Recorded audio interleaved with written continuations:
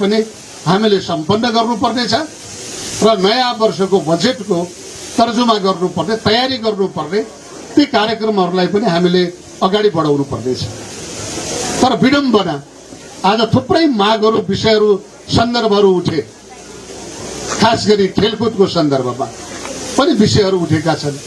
आज विभिन्न अभावहरूको बीचमा हामीले टुर्नामेन्ट्सको आयोजना गरिराखेका छौँ। थुप्रै विधामा टुर्नामेन्ट्सहरूको आयोजना भयो। हामीले पालिका स्तरका कार्यक्रमहरू पनि गर्यौँ। त्यहाँबाट आधारभूत तहको हामीले प्रारम्भिक खेलाडीहरूलाई मैदानमा उभ्यायौँ। यसै गरी हामीले क्रमशः जिल्ला हुँदै राष्ट्रिय स्तरका टुर्नामेन्ट्सहरूमा हामी सहभागी हुन यी विभिन्न चरणका कार्यक्रमहरू गरिराखेका छौँ। यसमध्ये 10वटा पालिकाका खेलाडीहरूलाई हामीले आजको यो उद्घाटनबाट हामीले जुन टुर्नामेन्ट्सको आयोजना गर्छौँ त्यसबाट पनि हामी उत्कृष्ट खेलाडीहरूको छनौट गर्नेछौँ। त्यसलाई हामीले प्रदेश स्तरमा पुर्याउनेछौँ र त्यसै गरी क्रमशः राष्ट्रिय स्तरसम्म हामीले बैतडीबाट प्रतिनिधित्व गर्ने, विगतमा पनि बैतडीको विरासत बनेको राष्ट्रिय रूपमा राष्ट्रिय खेलाडीहरू उत्पादन गर्ने एउटा महत्त्वपूर्ण जिल्लाको रूपमा विगतमा पनि थियो र आज पनि हामीले त्यो क्षेत्रमा एउटा आफ्नो सहभागिता, उपस्थिति, सशक्त उपस्थिति विभिन्न विधामा बैतडीको सहभागिता रहेको देखिन्छ। त्यसैले पनि म आजको यस अवसरमा सबै यी राष्ट्रिय खेलाडीहरू, जो बैतडीले जन्माएका खेलाडीहरू, जो बैतडीले जन्माउँदैछ, ती सबै खेलाडीहरूलाई म सम्मान र न्यानो अभिवादन व्यक्त गर्न चाहन्छु। र यसै गरी क्रमशः हामीले खेलकुदको क्षेत्रमा आज जे खालका आशा र अपेक्षाहरू हामीले गर्नुपर्ने हो, हाम्रा थुप्रै खालका आफ्नै सीमाहरू, परिधिहरूका कारणले हामीले यथेष्ट रूपमा खेल क्षेत्रमा आवश्यक योजना अगाडि बढाउन सकेनौँ। हामीसँग अभावहरू छन्, खेल मैदानहरूका अभावहरू छन्। एउटा स्तरीय खालका हाम्रा खेल मैदान, स्टेडियमहरू बन्न सकिरहेका छैनन्। आज जिल्लामा होइन, हामीले राष्ट्रिय स्तरमा पनि बनाउन सकिरहेका छैनौँ। अवस्था कस्तो छ, हामी नयाँ आर्थिक वर्षको छलफल पनि गरिरहेका छौँ। मागहरू पनि आए, विषयहरू पनि आए, जिल्लाको विकासको सन्दर्भ पनि उठिराखेका छ। तर हाम्रो आजसम्मको प्र्याक्टिस, अभ्यास हामीले हेरिराख्दाखेरि यो विगत लामो समयदेखि कुल बजेटको हामी 17%, 20%को आसपासमा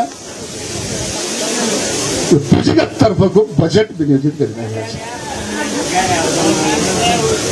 1/3 बजेट कार्यान्वयन गर्न 2/3 खर्च गरिरहेका छ। 2/3 अहिलेको कुल बजेटको हामी चालु आर्थिक वर्षको झन्डै 18-18.5 खर्बको आसपासमा बजेट छ। तर त्यो कुल बजेटको 17%, 17.5% को आसपासमा हामीले पुँजीगत तर्फको खर्च हामीले छुट्यायौँ। 3.5 खर्ब, 3.5 खर्ब पनि हामीले खर्च गर्न सकिरहेका छैनौँ। अनि हामी समृद्धि भनिराखेका छौँ।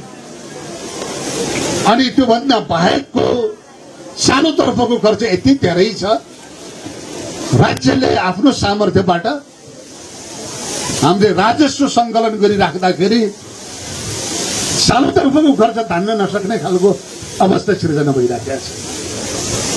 हाम्रो उत्पादकत्व वृद्धि गर्न सकिराखेका छैनौँ। हामी थुप्रै वस्तुहरू आयात गरिराखेका छौँ। नेपाल ट्रेडिङको रूपमा थुप्रै वस्तुहरू आयात गरिराखेका छौँ। हामी निर्यात गर्न सकिराखेका छैनौँ। उत्पादकत्व वृद्धि गर्न सकिराखेका छैनौँ। आजको एउटा ज्वलन्त समस्या, राष्ट्रिय समस्या अर्थतन्त्र सङ्कुचनमा आयो। अब हामी यिनै कुराहरू दोहोऱ्याएर आजको समाधान त होइन, तर हामी हाम्रो भूबनौट हिजो कुनै बेला भूकम्पको अत्यन्त ठुलो मारमा पर्यो। देशले पुनर्निर्माणको गतिमा जानुपर्ने स्थिति बन्यो। कतिखेर कोभिड महामारीको ठुलो प्रकोपमा पर्नुपर्ने स्थिति बन्यो। कहिले बाढी पहिरो, यस्ता राष्ट्रिय विपत्तिहरू प्रकोपहरूबाट हामीले त्यसको पनि सामना गर्नु परिरहेको छ। तर यी सबै प्रकोपहरूसँग जुत्दा पनि यो मुलुकले 7% को आर्थिक वृद्धि दर पनि हासिल गरेको थियो कुनै समयमा, अगाडि बढेको थियो।